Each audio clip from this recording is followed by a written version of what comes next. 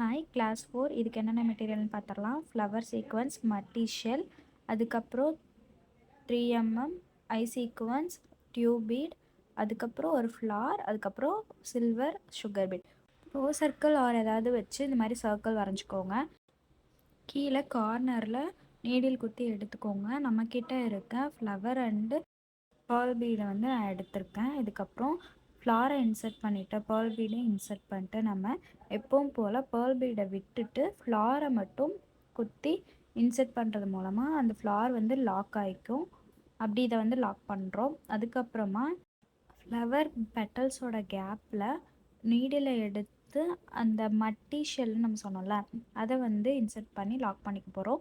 So எப்போவுமே நீங்கள் வந்து ஒரு ப்ளவுஸ் பண்ணுறீங்க அப்படின்னா 2 or 3 டைம்ஸ் லாக் பண்ணிக்கோங்க. நான் சொல்லித்தரதுனால ஒரு டைம் மட்டும் லாக் பண்ணி காட்டுறேன் உங்களுக்கு, ஓகேவா?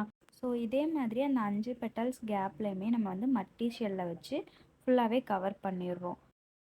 ஸோ இதை இன்னும் டெவலப் பண்ணுறதுக்காக நான் ஐ சீக்வன்ஸ் எடுத்துக்கிறேன். இந்த ஐ சீக்வன்ஸில் நீங்கள் கட் பீட் ஆர் எது வேணால் இன்சர்ட் பண்ணி லாக் பண்ணிக்க முடியும். நான் வந்து சில்வர் கலர் சுகர் பீட் எடுத்து 3 எடுத்து நான் இன்னொரு ஹோல் வழியாக விட்டு இந்த இதை வந்து லாக் பண்ணுறேன்.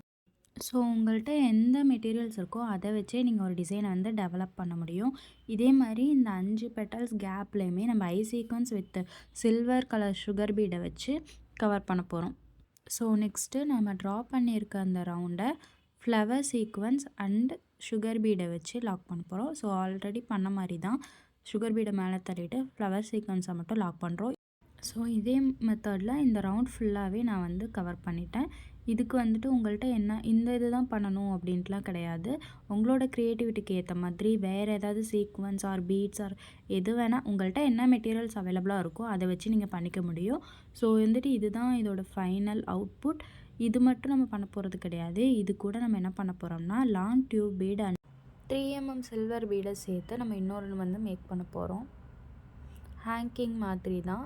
ஸோ வந்து அதுக்கு நான் என்ன பண்ணுறேன்னா first 3mm long tube beat, அதுக்கப்புறம் 3mm போட்டு தள்ளாமல் அப்படியே எங்கே முடியுதோ அங்கே, எங்கே எண்ட் ஆகுதோ அங்கேயே வந்து நான் ஸ்டிச் பண்ணிக்க போகிறேன். இதே மாதிரி வந்துட்டு ஒரு 4 நான் பண்ணியிருக்கேன்.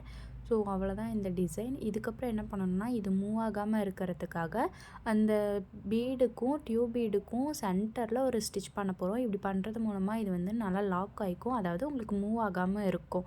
சரிங்களா? நீங்கள் வந்துட்டு முன்னாடி சொன்ன மாதிரி தான் நீங்கள் எப்போ வந்து ப்ளவுஸில் ஸ்டிச் பண்ணாலுமே நீங்கள் ப்ராக்டிஸ் பண்ணாலுமே 1 or 2 ஸ்டிச் போடுங்க. அப்போ தான் உங்களுக்கு ப்ராக்டிஸ் ஆகும்.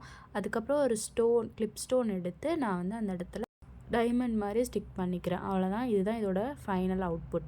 ஏதாவது டவுட் இருந்தால் கமெண்ட் பண்ணுங்கள் ஆர் வாட்ஸ்அப்பில் டெக்ஸ்ட் பண்ணுங்கள். தேங்க்யூ.